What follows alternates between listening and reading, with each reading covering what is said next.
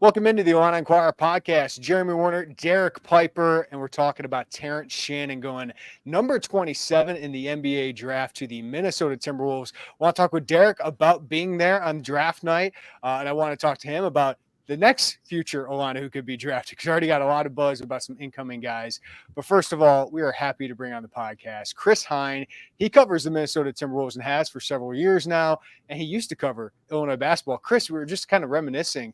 The last Illini draft pick, that was your last year on the beat. That was a long time ago. Myers Leonard, a long time ago. Last first round draft pick, I should say. First round draft pick. Yeah, Myers Leonard. Yeah, he was on the team back when I covered the Illini. It was I think it was 2011, 2012, like that sort of range. I covered Illinois hoops and covered football for a little bit too. And yeah, it's worlds converging all over again here. Well, I know you're busy with free agency right upon us, and it was a big draft for the Timberwolves. We'll get into that. But, Chris, you've been covering Timberwolves, as I said, for the Star Tribune up there in Minneapolis. What do you think of this draft pick from the Minnesota side of this? Why did this make sense for Minnesota to take Shannon at 27? It makes sense because the Wolves, if you watch them in the playoffs, they needed a bucket getter, and Terrence Shannon is a bucket getter. And, I think that's also why they drafted Rob Dillingham as well. I think this fits with kind of what they need right now. And especially if you're going to get an older player in the draft, you want somebody who, is more fully formed, is going to, what they're going to give you from day one and can fill a need on a roster. And that's exactly what the Wolves need. They need a little more scoring pop off the bench, a little more shot creation. And Terrence Shannon, I think, fits that bill for them. And, we'll see how he kind of fits into the rotation. But on paper, the move makes a lot of sense for what he does well and what the Wolves need. Chris, obviously, in terms of scoring punch, 23 points a game. That was third in the nation this past year. Really improved the three-point shot. In terms of what you've gotten familiar with his game, how much do you think his scoring translates? And where do you think – I think transition, obviously, we look at the NBA, that the floor spacing. I know that it was mentioned by their GM, I believe, that they're looking for maybe a little bit more of a fast break attack, and he can fit into that. So where do you think he fits in terms of their scoring, just kind of identity? Yeah, I think that's it. They want to play fast. They want to have a lot of ball movement, and they want guys who are able to kind of move off of that. Obviously, Anthony Edwards is going to be the focal point of kind of everything they do offensively, with Karl Anthony Towns playing kind of the 1B to Ant's 1A. So, those guys are going to demand a lot of attention. And are you able to capitalize off of the attention that they generate? In the playoffs, the Wolves really weren't able to do that on a consistent basis, especially against the Mavericks. And, they have some offensively minded players, guys like Naz Reid, who can come off the bench and score in bunches as well.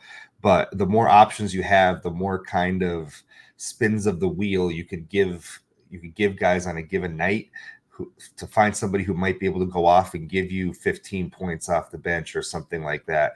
I think that's what they were missing in the playoffs this year. They were very close. This team was very close to winning the Western Conference this year. That Maverick series was a 5-game series, but all the games were relatively close except for the closeout game. And if they just had another couple of levers they could pull offensively off the bench, I think that series turns out a little differently for them. And I think Terrence Shannon, his ability to create and his strength, I think, is going to be a big thing for them as well. I really like kind of how he could fit in with what they got going right now. From the standpoint of the big guard wing position, obviously Ant is the centerpiece there.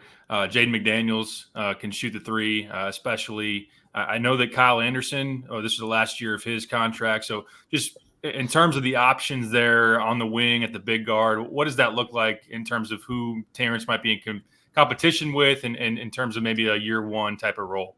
Yeah, so I think one of the big questions we do have to find out is Kyle Anderson coming back to this team in free agency? We'll find that out in coming days here. I think they would like to keep as many players from this year's team as possible, and that includes Kyle Anderson, who is kind of like a glue guy sort of player for them, even though his scoring numbers aren't the best, his shooting numbers aren't the best, but he's a playmaker. He's a high basketball IQ guy that they really like. So if he doesn't come back, that does, I think, clear a little pathway potentially for Terrence Shannon to get more time. If Kyle Anderson's back, I think it clogs up that position, like you said. Could that kind of that 3-4 kind of position. Jaden McDaniels is prone to foul trouble at times, so they might need players that can come in and fill in for long stretches for him. And they do like to play two of their three big guys usually at one time, whether Cat, Gobert, and Naz Reid. Usually you have two of those three playing the 4 and the 5. So you're looking more at minutes at the 3 when everybody's healthy. And Kyle Anderson has kind of been the substitute 3 for them off the bench. But if he's not there, I think that does open some things up for them in that position, especially for Terrence Shannon to maybe come in and get some time. So if Terrence, what's the best case scenario, Chris, for Terrence with minutes and role next year, and then what could be the worst case? What should be our expectations? Yeah, it's a good question. I've been trying to think about that the last couple of days. Where does he fit in? Rob Dillingham is going to play right away. They've made no bones about that. He's going to have a role on this team.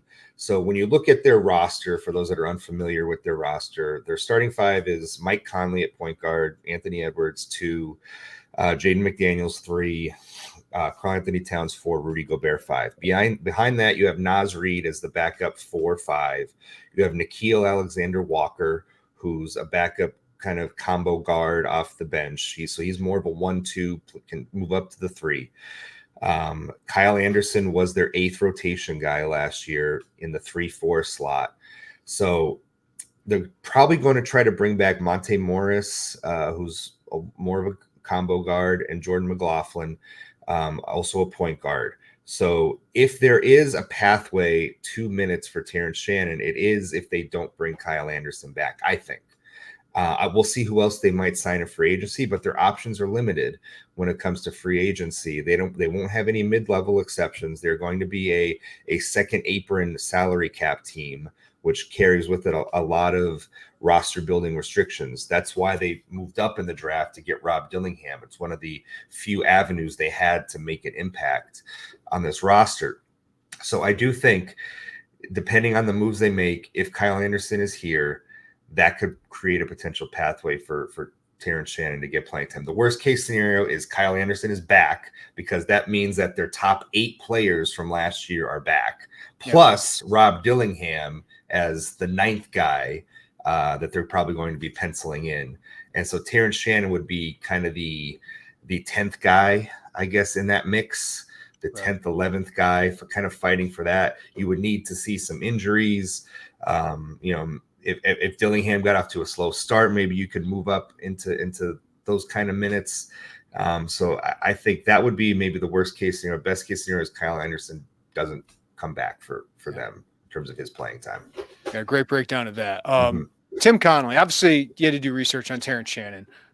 Everyone that's listening to this podcast knows about the legal ordeal, how it ended up. I thought Jay Bilas did a really good job on the broadcast of breaking down the facts and the context of all of that. But Tim Connelly, the GM of the T-Wolves, kind of came out and had strong words about it. So what did he have to say about this and just the process of kind of vetting everything around Terrence Shannon given the last year? Yeah, he called it. He had a very strong statement after the draft. He didn't shy away from it. And he said it was a shame that essentially this was a mark on Terrence Shannon's career, was his statement. So I think, people in Minnesota, and I wrote a little thing for our website today just to kind of catch people up on the facts and everything that happened over the last several months here. But one thing about Tim Connelly that I think is helpful to know is, from day one, whether it was in Denver or here in Minnesota, he has prided himself on drafting people who are good locker room fits and guys of good character. So he definitely did his research when it came to Terrence Shannon Jr. He would not have taken him if he didn't think that this was somebody who could fit into the culture of the Minnesota Timberwolves. That's how I've known him to operate in his now 3 summers as Timberwolves boss and president. So that I think, if you know a little bit about how he operates, that's kind of his thinking and kind of the way that he went about his business in this draft process. Chris, it's been a long time since an Illini player has won an NBA championship. Obviously, the T-Wolves last year at the doorstep of the finals, going to the Western Conference Finals. What do you think the potential is that maybe during this first 2 to 4 year window for Terrence with Minnesota, that they could be part of a championship level team? Well, listen, this is an organization that is pushing all the chips into the center of the table. And they're not even just pushing all the chips. They're going back to the window to get more chips to try and put more in the center of the table right now. That's where this team is at. That's where they feel like they are. They are confident that they are a contending team, that they are a couple moves away from winning a title, a couple pieces here and there. This is why Rob Dillingham is on the team. This is why Terrence Shannon is on the team, because both of those guys give them something that they were lacking, or could give them something that they were lacking. I think you're looking at this year coming up and potentially the year after as the maximized kind of window, as long as ownership is willing to pay the luxury tax. So I think it's probably a 2-ish year window, depending on also maybe, the health of like Rudy Gobert, how much he, declines as he enters his 30s here, Mike Conley, and how well he's able to maintain at 36 years old, the starting point guard for the team, and how well, a Rob Dillingham and a Terrence Shannon come along in their first year or two in the NBA. So this is a time in Minnesota Timberwolves history unlike any other. This franchise has had a lot of losing throughout the decades. They've made only a handful of playoff appearances since the Kevin Garnett years.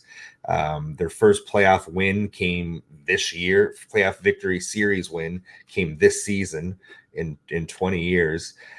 So this is an organization. It's a fan base that's super optimistic about this team right now. They're excited about where this team is going. And Terrence Shannon is going to have a chance, I think, to show what he's got. If he is a truly elite scorer, this is a team in a situation where I think he's going to get the best opportunity to show that. And if he does, they will play him, because this is a team that winning matters right now. It is not about developing younger talent or talent that might be higher on the pecking order because of draft stock. If he goes out there and he earns it and he shows it, this team will play him and he will get minutes.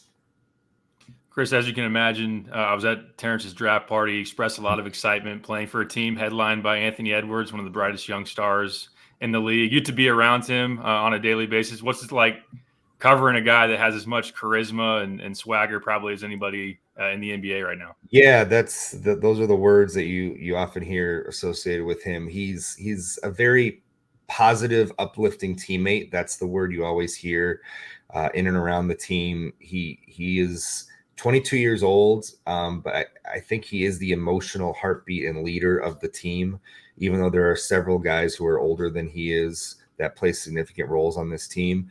He is the guy who uplifts everybody in the locker room. He brings the energy at practice every day, and he's got the ball in his hands in the key situations right now. So he is the leader on this team. Or at least one of the leaders on this team. And, this fan base has taken to him in a way like I've never really seen a fan base take to an athlete, just in my personal experience covering sports. So it's a fun experience. It'll be interesting to see how they all kind of play off each other, how they share the ball. I think Anthony Edwards at times last year looked gassed. So somebody else that could take the scoring reins, that could just take the ball and go get a bucket, I think that helps the Wolves overall and helps Anthony Edwards in the long run as well when he doesn't have as much offensive responsibility. So teammates love him. Everybody loves playing with Ant. That's one thing you hear across the locker room, because he's just such an uplifting guy to all of his teammates. And an absolute scene stealer in the movie Hustle. By the way. Natural acting talent. Although, some people will say, how much was he really acting in that movie? Great. The trash talk is something that you get a little bit with Ant too, but even with trash talk, he does that in like a a funny way. Like, think of the moment in the playoffs when Kevin Durant was just like laughing as Ant was like trash talking him. Like, that's kind of who Anthony Edwards is. It's crazy. Like, he is a full-blown superstar. And Chris, I know you've announced this. You're writing a book about Anthony Edwards. So I am. It's a loaded question. You covered some of it, but what stands out most to you about his rise to stardom? And he's the number one pick, but I don't know if anybody thought this was going to happen by age 22. I mean, he's a year younger than Terrence Shannon, right? Like, right, so right. That's what's kind of crazy about this whole draft process, right? Is like Anthony Edwards has been in the league 4 years, and he's a year younger than Terrence Shannon. Yeah. Yes. So just what's really stood out to you about this rise for him? You know, he came in with a lot of question marks, but it seems like every year he has gotten better. Like, this was his first All-NBA appearance this year. Last year was his first All-Star appearance. And it just seems like he's had this natural buildup that almost seems like we should have seen it coming in a way. You know, he had this ceiling and he's capitalized on it. I remember like the draft comps when he was being drafted, it was like Dion Waiters and players like that, right? Rudy it was, Gay, stuff like right? that. Yeah, stuff like that. Like, and kind of like volume scorers, empty, almost like empty calories in a way, right? But that's not what he has become. And I think when you see his work ethic, you understand why. It's an interesting phenomenon. He's a very hard worker, but I think that there are still some things that he doesn't know about the NBA or how to improve in the NBA. Like he said, this year, he wasn't conditioned to play, to go into mid-June. And he's going to have to alter his conditioning as a result of that. And I think every year he tries to add to his game. He added a mid-range game over the last couple of seasons here. He is very determined, and I think has been since day one, to show people that he is a good shooter. He came into the league as a lot of question marks around his shooting. And he is, I think, of all the things that he has prided himself on, he has wanted to show people that I am not just somebody who uses my athleticism to go to the bucket and do all these highlight reel dunks and things like that. I can shoot the ball, and that makes me even more dangerous. And I think he's really worked hard over 4 years to become a good shooter. And I think he was improving his 3-point percentage before a late season slump, but he has a very focused and determined mindset behind kind of the smile and the joking and the trash talking. There is a competitor that's in there as well. Well, I think Illini fans, a lot of them are becoming Timberwolves fans, and there's nobody better to follow than Chris Hine at the Star Tribune, who covers the Timberwolves. Follow him on Twitter at Christopher Hine. Chris, it's great to see you, catch up with you again, man, and good luck with the book, and Illini fans will be paying attention. Appreciate it. Thank you, Jeremy. Appreciate it. All right, good stuff there from Chris Hine, Derek Piper. What do you make of the fit for Terrence Shannon to the Minnesota Timberwolves? Because I just love that he's going to a contender. If he was drafted by like the Washington Wizards at 26, I know I think they traded out of it, but if he was traded there, I wouldn't have liked it. I like the fit for a team that needs to win, is going to play the guy who helps them win. I think Terrence can be a rotation player on a good team. Yeah, absolutely love it. Selfishly, it was the spot that I was rooting for going into the draft because I just love watching Anthony Edwards that much, and want to hold on to that bandwagon, have even more reason to jump on there. But yeah, I mean, a team that just made the Western Conference Finals should have a great window to make this a number of years thing with Anthony as that centerpiece, and they showed that they can make some things work. Obviously, with Cat and Rudy Gobert, and Jaden McDaniels has shown to be a nice piece as a shooter, and they do need, as Chris was saying, that second unit to have some more scoring punch, and to have guys that can take some of that pressure off of Ant from a scoring standpoint. I also think that you can never have enough big athletic wings, especially as you look at it from a defensive perspective. This is already one of the best defenses in the NBA, a large part that had the defensive player of the year with Rudy Gobert, that rim protection, and you just have some athletic dogs on the perimeter. I think Terrence will fit into that mode.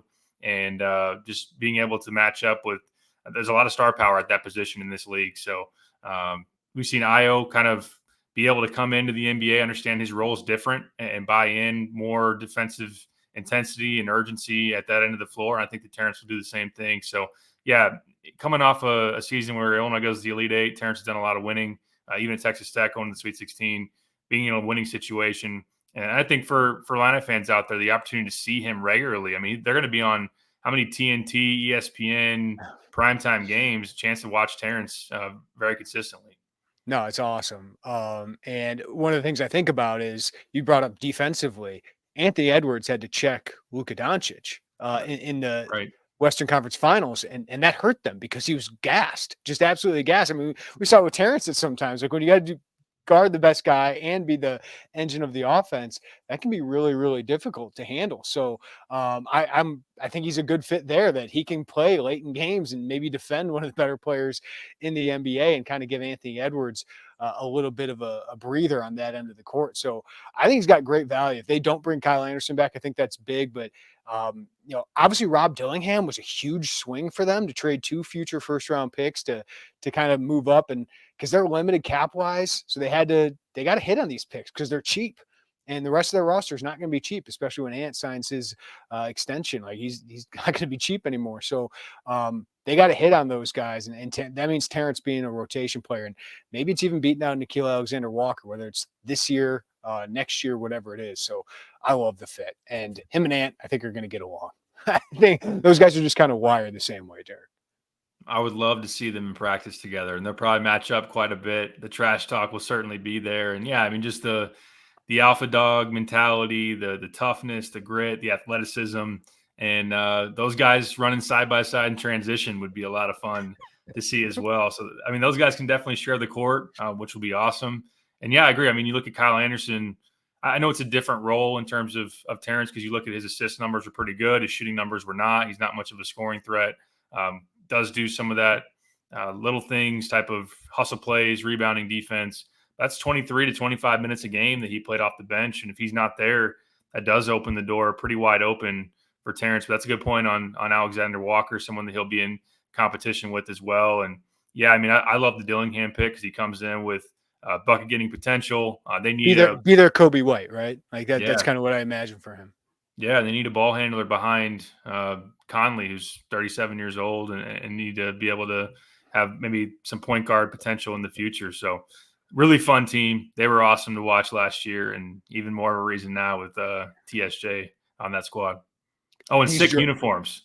That's right. Those throwback T-Wolves are amazing. Yeah, I don't know, like back in the day when Garnett and Marbury had those jerseys that were kind of cartoonish, like we thought they were really cool, like the ones they have now. Like the ones that they had when they were originally a franchise. Those were unbelievable. Was Kendall Gill in those back in the day? Might have been, yeah. I think he was. Those are really, really sweet jerseys. But you were at the draft party, Derek, and just being at some of these, the Brown brothers, Tip Ryman, Joey's been at these. You were at IO's. These are some of the coolest moments to be a part of, because we get to kind of cover these guys coming in and then realizing their dream. It was really cool. So you were one of the few people that were in that room. What was it like to be in that room when Terrence got the call? Because I'm sure it was getting a little angsty there. It was. It definitely was. It's special to be, like you said, in the room as one of the select few getting to be there. And we get to do a lot of cool things on this beat. To be able to cover big games and be around the programs. And I know it's well documented. I very much enjoy the AAU circuit and getting to see some of these guys early and that whole type of thing. But you can't really top this, because it's accomplishing a lifelong dream and seeing what it means to the people close to them from all different walks of life, from different periods of their life. You see with Terrence, he's got people that knew him in high school.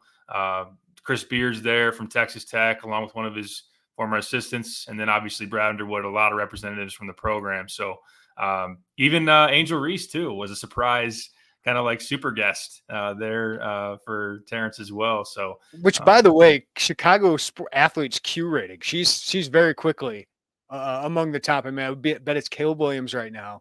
Yeah, I don't know if you put another Bear in there, because I don't know if Jalen Johnson's quite Angel Reese level. Connor DJ Moore might be up there, I guess. Connor Bedard, DJ Moore. I don't know if there's a Cubber White Sox on that list, to be honest with you. So Angel Reese, pretty high up there. Pretty big celebrity in Chicago to be up there, man. She is. Yeah, I didn't let her know that between her and Caitlin Clark in the rivalry, I'm kind of siding with the Big Ten and Caitlin. But, I didn't pass that along to her at all. I didn't want to stir up anything. But, yeah, I mean, it was a really cool spot, the Joy District near the Riverwalk in Chicago, which – man, what a perfect day it was to just kind of be walking around. And the vibes were very much immaculate. Heard about Summertime Shy. I've never really experienced it all that much. It was great. And just 3-level bar. After getting drafted, we went up to the rooftop to interview him. But yeah, I mean, as you get into that, the meat of the kind of the mid to late first round. I know I told you before we started recording this, when the Bulls came up at 11, there was a lot of buzz in the room and a lot of people starting to really turn eyeballs to Terrence. And Joey had showed me he had Shams on the alerts. So it had already been released that it was going to be Modest. And I don't know if people in the room weren't following Shams or really wanted to kind of have that authentic experience, which I am for, because sometimes those guys tweeting on about the picks can ruin the suspense. But Terrence would know before Shams, right? Like, so right. Like, Terrence would have gotten the call, and everybody in that place would have gotten it. By the way, I personally would have liked Terrence on the Bulls because I would have been able to watch him all the time, right? And I think having Io and Terrence on the Bulls would have been great for Illinois as a brand. At the same time, it would have made no sense as a Bulls fan. We had to take an absolute huge swing on a guy who could be a star in a couple years, right? Terrence is built for a contender right now. I didn't think it was the best fit for Terrence, to be honest with you, because they got Io. They have some wings there. Obviously, a lot of things are going to be go down the line here. So Terrence could end up being a better player than Modest, right? And he is right now. He certainly is a better player right now than Modest. He's also 4 years older. But that wouldn't have made any sense to me. When it got to like pick 23, and was it Dylan Jones and somebody else went up to AJ Johnson? AJ Johnson for the Bucks. Yeah, to some of these contenders, I'm like, what are we doing now? And I get it. Dalton Connect's old. Terrence Shannon is old. But I think the T-Wolves and Lakers, 2 playoff teams, got 2 steals there, because I think those players are going to make an impact on a playoff team. Fully agree. And that was part of the nerves, I think, for me personally. And I'm imagining some others were sharing it. And I kept Brad every once in a while would walk by and he'd be like, hey, what do you think? Who's going here? Type of thing. And as Connect fell, that you're thinking of the realm of the wings, right? So Connect was supposed to go prior to 17, because really 17 was thought to be maybe the starting point of the window for Terrence to the Lakers. You had the Clutch Sports connection. But Dalton slides. That means Johnny Furphy goes later. I thought the Furphy, he was mocked to the Magic at 18 in a couple of different places. He ends up lasting longer than Terrence, right? Second round, yeah. Yeah, so that was one. I'm like, oh no, if he then goes later in that second round at a spot that was looking at Terrence, it could be a situation where he's in the second round, which, because of the new structure, would be draft party's over, he's not picked. Is there going to be another one the other night? So as it got later into the night, the nerves. Especially as a reporter. Like, oh man, like, are we going to be able to come back? Like that. I know. That's a concern. I got nervous when Milwaukee didn't take him, because I think you and I both had heard that Milwaukee might be his floor. But Phoenix traded out at 22, and I was like, maybe he can come back at 28. The Knicks, I still thought, had a chance, even though they've gotten a couple big wings here, and they kept Anunoby, gave him all that money, traded all their draft picks for Mikal Bridges. I still thought Tibbs would love him and potentially make sense. So when that didn't happen, when the Knicks didn't take him, I was like, oh no. But then right away, like right as you're feeling the most angst, like, could this go to the second round? There's the Timberwolves right there. Just ended it all. Right. And yeah, just quick aside, the Illini program felt like Milwaukee was the spot where he wasn't going to go below. Like, if he was going to get picked before then, maybe someone even would trade with Phoenix to get in front of Milwaukee, because it sounds like Milwaukee really liked him. And the thought of obviously win now with Giannis and Dame and everything like that. The Knicks still, I mean, it's been put out there, they're trying to build to beat the Celtics with those wings, and they got Bridges. Obviously, they brought back Anunoby, but they still could have gotten Terrence for that second unit, but to not pick him. Yeah, I mean, Sam Vecini ends up being right. I know he altered his mock draft there within Wednesday. He had him at 17 with the Bulls trading back, but then right before the draft, he slots him at 27 to the T-Wolves, and ESPN had him at 30 to Boston. So we knew the window wasn't over, but the time was ticking. I mean, there was 4 or 5 picks left, and it's crazy how abrupt it is. Like, I kept looking. So where I was, it's kind of like an L-shaped room. Terrence and a lot of the VIPs are up against the wall at some tables, and I'm between the TV and Terrence. I keep turning around because you know that if he's on the phone, him or his agent, Brandon Kavanaugh for Clutch Sports, if either one of them's on the phone, you got to start paying attention. And it was funny. Just a couple of times I turned around and Terrence kind of like, you could see his eye and my eyes kind of lock. I'm not saying that we were like staring at each other, but he knew I was looking at him. And I kind of almost felt bad for him or uncomfortable. Like, he knows the deal. Like, everyone's going to be watching him all night long. Yep. But you didn't want to just be like, oh, you're just locked in on him. So every once in a while, turn around. There was a upstairs where a lot of the staffers were for Illini, like Adam Fletcher, kind of being like the king in the room. Like, he was just standing over, and here's this big presence at the top. Tyler's there, Zach Hamer, a number of different others. But when you could tell they knew the spots, like whether it was LA, Orlando, you had Phoenix 22, Milwaukee. They would start to walk out and start to really pay a lot of attention. But I didn't see the initial call. You kind of heard a little bit of a buzz, a little bit of commotion behind me. It was his agent that got the call, actually, and then handed the phone to Terrence. And then all of a sudden, it's just pure pandemonium. It's like a mosh pit around him, the TSJ chants. I sent out that video on Twitter. It was just surreal. And you could just see the emotion, man. I mean, that long, and Joey did a great job of painting the scene, and the hug that he had with his mom and the tears coming down his face, the hug ultimately he has with Brad, which is like just as long, about a 30-second embrace. And just to think about all that he went through and to get to this point where it was a dream come true, just couldn't be happier for him and all the people, his family too. His family obviously went through a ton, and this was what they all hoped, and it was able to happen. There were a couple moments like watching him when he returned to the court where it felt like, Terrence, obviously we didn't talk to him all that much. So it's been great that you guys have been able to talk to him after this draft. But at some point you felt like there had to be a release. And I know on the court, he let go of some of that, some of the screams, like some of that emotion has to come out at some point. And he's done such a great job of not showing that to everybody. Right. And the frustration that he has to go through, and, the eyes that have been on him, everything that's gone at him over the last several months. It felt like what Joey had 37 seconds of hugging his mom, just those two having that release had to feel magical for them. That despite all of that, here he is fulfilling his lifelong dream. And I thought Trinette Redding, the quote she gave you guys was unbelievable. I encourage everybody to go read Joe's story about it. Derek, you got some from her about the basketball stuff. Like, I thought she was great, and it was great to hear from her. It was great to hear from Terrence, because this is the human side of everything they've gone through. And this has been a very difficult situation for everybody involved. And at the end of it, Terrence Shannon still gets to be an NBA player, which is great because he is deserving. He is definitely an NBA player. He's been an NBA player the last 2 years. For sure. Yeah. And credit to her for taking the time out. Joey and I approached her after talking to Terrence and asked if she would be willing to talk. And she ultimately decided that she would. At first she's like, can I do it tomorrow? I'm like wrapped up in the emotions. I want to think about what I want to say. You're like, no, that's why I want it. That's why we want it now. But I agree with you. Thanks for saying that. Thank you to her for talking. That is great, because I can understand why somebody in their situation maybe wouldn't want to talk about these things.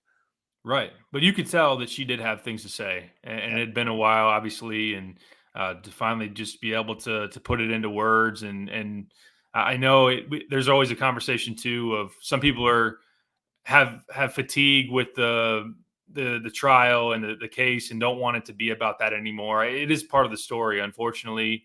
But I think it just speaks to, and I thought Jay Bilas did a really good job. We can talk about that of pain, or just kind of just diagramming what went on for people who might not have paid attention. But he was very complimentary of Terrence, like calling him a lottery pick talent, saying he was in the National Player of the Year conversation, saying that he was impressed by the fact that he testified on his own behalf and maintained his innocence and all of that. So I can understand why some people are fatigued by it and don't want his draft moment on ESPN for them to be talking about this. Well, people are going to Google Terrence Shannon, and what are they going to find? And I thought Jay Bilas did a great job of providing the information and the correct context. And I thought he was so complimentary of Terrence, saying he went on the stand. He could have had his Fifth Amendment right and not said anything and maybe looked guilty by doing that. Right. Instead, he went on there and he was always saying, I'm innocent. And he fought for it, and he got his innocence, right? Like the not guilty verdict. So I thought Jay did a really good job. I wish they could have gone into more depth about the basketball side of it, but it was pick 27 and they were moving on to pick 28. Like that's where they were at the draft. If he was the 4th pick or 5th pick, they would have talked more about that. But I thought it had to be said on a national broadcast, and I thought Jay did an unbelievable job of it. So I agree with that 100%. And to that point, as far as his mom goes, she didn't deflect and deny. I mean, she was talking about like the last 9 months have been really hard for him, for the family, and for this was vindication, as you said multiple times, and that Terrence's character has been called into question, and that's another thing too that I really appreciated. And Joey and I were talking about this on the way home, and just being back around him, being able to talk to him again, it humanized him again. Like it made us remember who he was to talk to. And he has been very consistent. He's the same guy talking to him on Wednesday night that he was when we first started to get to know him when he came on campus. He's a soft-spoken, doesn't love the limelight, as he'll even admit, but just a very beloved teammate, a selfless guy. He's very humble, and but not afraid to have fun and crack some smiles here and there as well. But yeah, you could feel for him. I know that he had a hard time. He said, it's hard to put into words what it meant to get the not guilty verdict. And I don't blame him. I can only imagine what those emotions were and everything. But yeah, I think that it was great to get his mom's perspective on everything. You can only imagine how proud she is, and just what's been lifted off her shoulders for all that to be lingering there. And then within this last span of 2 or 3 weeks, he gets the not guilty. He's going in the rafters, and now he's a first-round pick and able to really feel good about moving into this new chapter. So thrilled for him and for that family. That was well said. What a 3 weeks it has been with all those things. So first-round draft pick since Myers Leonard. There's been just 2 first-round draft picks at Illinois since Darren Williams and Luther Head, right? Like there's not a long list of first-round draft picks. At the University of Illinois. There were many of them in the 80s, and obviously in the 2000s there, but he's going to have his jersey in the rafters, Derek. Led him to an Elite 8. Ultimately, you wrote a little bit about this today, so I'll let you take it first. What is Terrence Shannon's legacy at Illinois? I think that, number one, he's one of the best players that's ever put on the uniform in terms of the season that he had, being the 23 points a game, as high of a scoring average as it's been since Nick Weatherspoon, 50 years ago plus. So the dominance that he displayed, the athleticism, who knows the next time we see a real eye-popping rim rocker like that in transition. Like that was phenomenal. And yeah, I mean, the first-round pick, there's you can count them on probably 2 hands over the last 40, 50 years. When you think about, there's Kendall and Nick and Ken Norman. Don't want to leave anybody out. Of course, Cook. I'll get the list here. Yeah. So there's a number of them, but it puts them in rare air. And to go into the rafters, for me too, it's bridging between the Io and Kofi era and seeing what would Illinois be next. Not to say, and we've been over this before, that we were like, oh, Brad and company are going to fall off a cliff after that. We didn't think that, but to get a player of that same caliber, and some could even argue that he had a better individual season than those guys at their peak. Obviously, on paper, that would say that he did, and he took them farther in the postseason than those guys were able to go. Yes, it needed a Marcus Damas, a Quincy Guerrier, some other guys around him too, but to keep the level of excellence and even take it up a notch, which is what he was able to do post 2 All-Americans, a special window for Illinois to extend it out and to put Illinois in a position now, because we see them. We talked about it last week with Will Riley, to get a guy like that to be able to command that type of talent, to go into the future and sell All-Americans 3 in the last 4 years, to sell a first-round draft pick for the first time in a decade plus. Terrence is such a huge pivotal part of that. And I think that it's helped sustainability and should put Brad and company in a position to continue to do so. You're totally correct about he was kind of the bridge, because we were thinking of, Sky Clark, Adam Miller. Could those guys be the bridge after that? And it ends up being Terrence Shannon. Some of these other players that have come in the last couple of years, Marcus Damas helps him for a year. Coleman Hawkins, obviously a huge part of that. But he also got to where Io and Kofi didn't. If we're being honest, right? Like he got to the Elite Eight, he got to that second weekend, and then took him a step farther and played the eventual national championship in the Elite Eight. So that one step away from a Final Four, and I just don't think we can underestimate how much that extra week plus of visibility means to the program. Like Brad is talking so much recently about the marquee games they play. There's no more marquee game than beating Iowa State in the Sweet 16 and moving on to the Elite Eight and then setting up for a matchup against UConn. Obviously didn't go well, 30-0, but I think that's massive. And then to become a first-round draft pick, think of what that means for the sell of the transfers. And we get a Marcus Damask is getting an Exhibit 10 contract from Chicago Bulls. Is he going to play in the NBA? I have my doubts, but he's getting a chance to do that. Probably wasn't going to happen out of Southern Illinois. Quincy Guerrier gets an Exhibit 10 contract and after one of his better years as a pro. So to sell that in the transfer portal is huge. But Derek, you can count in your head while I go through this. I don't know if listing off these is great podcasting, but I do think it's fun to go through history. First round draft pick since Lou Henson became the head coach at Illinois. So Nick Weatherspoon was the guy before this in 1973. 1983, Derek Harper went 11th to the Dallas Mavericks. Ken Norman, as you said, went 19th overall to the Clippers in 1987. Then the 89 draft, Nick Anderson, 11 to the Magic. Kenny Battle, 27 to the Detroit Pistons. The next year, Kendall Gill goes 5 overall to the Charlotte Hornets. Pretty good run there, but didn't have another first-round draft pick until Frank Williams in 2002, went 25th to the Nuggets. Brian Cook in 2003, went 24th to the Lakers.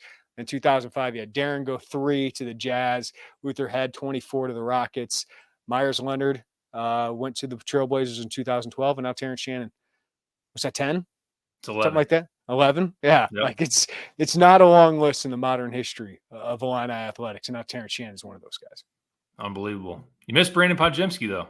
I'm just kidding. I don't think anyone can claim that one. But, yeah, it's a short list. Short list for a span of 50, 60 years that you're talking about. So, he is very deserving of being, again, considered one of the best players of a lot of people's lifetimes and beyond. So, and to sell that to a transfer, you have the NIL resources to make it make sense from a money-making standpoint, to take a role player at Texas Tech and turn him into a star that put up numbers, had appeal, had All-American exposure and all of that. Oh, by the way, if you're a Chicago native or someone from the home state, that's another log on the fire. His mom was courtside at every game at home, which was a big deal. I know it was a huge deal for Io DeSumo as well. And then to be a first-round pick to accomplish a dream. So the player development, the exposure, and to be able to just maximize a talent like that is something that Brad should be able to go in the portal, which they haven't been having any trouble of having success there, but it's just going to add to the strength that they have on that front. Well, and Derek, not a bad time for Illinois because this could be like one of those mini clumps. Like in the late 80s, early 90s, they had several first-round draft picks kind of back to back. Early 2000s they did. Maybe the early 2020s they get that as well because in Jonathan Gavoni, ESPN's latest or first mock draft of 2025, I guess it's second because he had one a couple months ago in February, but he's got Kasparis Yakashonis going number 18 and Will Riley going 22, 23 in that. So 2 Illini in the first round of a draft hasn't happened since Darren Williams and Luther Head. So it's been quite a while, but Yakashonis, like that high, like, we kind of heard maybe he's a draft prospect, and then Gavoni in the commit story says potential first round draft pick. We're like, oh, maybe we should be paying attention to that a little bit more. Hype train is going on Yakashonis, and I have heard, and I feel like you have heard, good things from his first week or two on campus. Yeah, hearing a lot of buzz for his first few appearances on the court, 5-on-5 scrimmaging and everything. They love his competitiveness, his strength, the fact that he's 6'5", 200, ready to come in right away and be able to compete with the likes of he's been guarded by Kylan Boswell, Ty Rodgers, and hasn't to this point really been bothered by them in terms of physicality wise, and just super skilled with his passing ability, way he sees the floor. Illinois wants to put the ball in his hands a ton and let him make decisions and make plays for others. And then I've heard a lot about just his composure in the lane, when he's got a lot of different moves that he can hit you with in terms of finishing and step backs, and just that he with his size, he doesn't get knocked off or sped up, those type of things. So the program has been very, very bullish on him here in the early going. There was some talks I'm comfortable sharing that, one person said, Brad's here tonight. He's been at Ios. He's going to be in New York next year. There'll be a player of Illinois in the draft room, the green room at the draft. So I think that I think that they were obviously lumping in the potential of either Kasparis or Will, but Kasparis has drawn rave reviews so far. And I think as evaluators like Gavoni and Sam Vecini had a lot of good things to say about him right after he committed, as they've dug into what he did late in his final push there in Spain to have that game against Igor and Hugo Gonzalez, two thought to be lottery picks coming up next year in 25. That just earned him a lot of respect. So he's played against good competition. He's got a lot of game to him. And man, Illinois never had a one and done draft pick, and right now they're projected to get 2 next year. That's crazy. Yeah, and by the way, in this mock draft, Ace Bailey, Rutgers, number 2. Dylan Harper, Rutgers, number 3.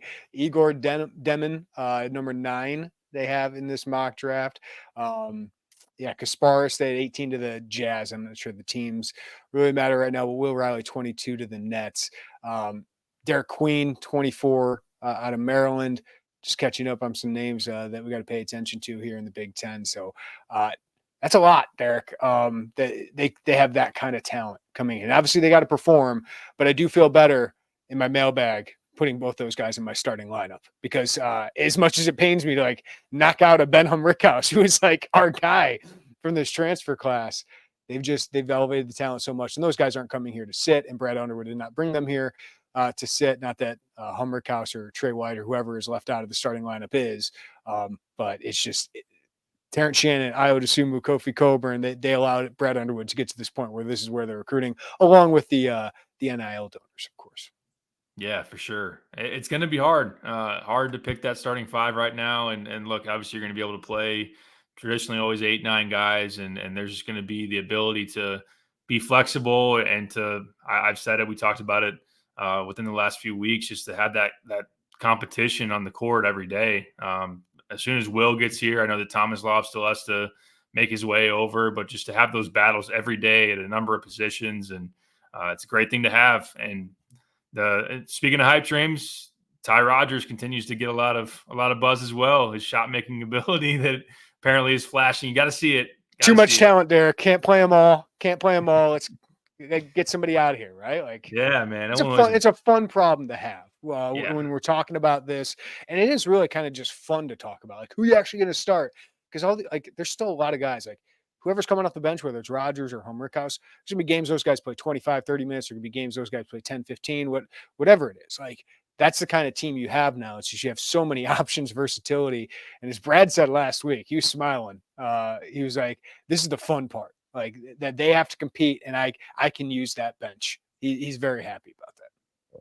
Accountability, the ability to ride hot hands and matchups and fits. And I think also, look, I know people are going to hammer home that what do you do when somebody's unhappy? But the reality is, on whatever team, usually somebody isn't happy with their playing time. Now you're just elevating the talent, the bar of who that guy might be, of how talented that guy might be, who maybe in other situations deserves to be on the floor more. But and look, we'll see how it goes. Maybe Brad does have to. We talked about play a larger collection of guys, 20 to 25 versus not as many 30 minutes, and it'll be earned. It'll be a competition there, and that's what great programs do. Is they load up on talent, they let it play out in practice, and thrilled to hear what the Will Riley buzz is going to be, because Brad and Orlando absolutely love him. I personally love him, having a chance to see him in Indianapolis during the live period, and good times for Illini basketball right now. Good times for sure. Hey, real quick though, that mock draft, did they have Cooper Flagg going 1 to the Bulls? Not to the Bulls. No. Let me see who they actually had with the number 1. They had the Bulls at 8. I think we're giving us way too much credit because I really do think they're going to wave the white flag here and actually do a proper rebuild here, Derek. They have Cooper Flagg to the Pistons. Yeah. Wizards number 2. The other team the Nets are going to be terrible. I mean, I love that trade for them because, hey, Mikal Bridges is good, but hey, you got a bunch of draft capital. They got all that draft capital from Durant, but they're going to be bad for a couple of years here. The Bulls still have a couple players that'll keep them afloat. But yeah, Levine still might be here, so maybe we do finish like 6th or 7th in this thing. But yeah, just get one of those top 5 picks, please. We need a chance at a star. It's a deep enough draft where you can feel happy about getting one of those top 5 picks. But Traore from France is another one. Like these are the guys that Yakashonis was going up against. You mentioned Hugo Gonzalez. They have at 7, Demon at 9, Traore at 4. He's gone up against some really tough competition and looked as good as any of them during the summer. Yeah, he's played all of them. He's played against all those guys, and this has been a draft that people have said it's worth tanking for, and it's going to be very interesting. I know the lottery odds. I've been listening to Rosillo and Simmons here recently talking about how they leveled some of the playing field in terms of the lottery, like 14% as far as that goes. The Bulls are due. I know it's been a while now since the Derrick Rose break that they got in the lottery. And Patrick Williams was really not a break, okay? Like we had the 9th pick that year. Like you gave us 4 in a bad draft, okay? And then they picked 7th for like 5 years in a row. So let's see how it goes. I'm excited though for this draft class, and I know Illinois selfishly will want at least one of those guys to spend 2 years in Champaign. But I will never forget.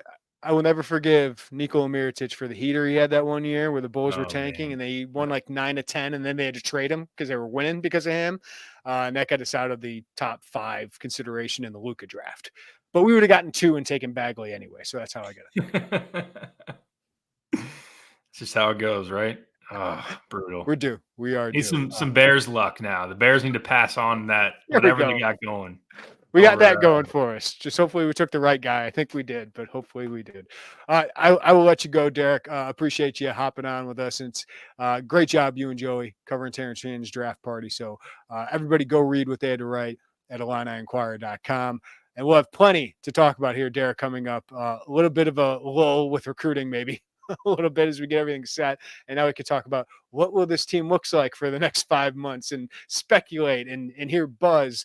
But that's going to be fun, too.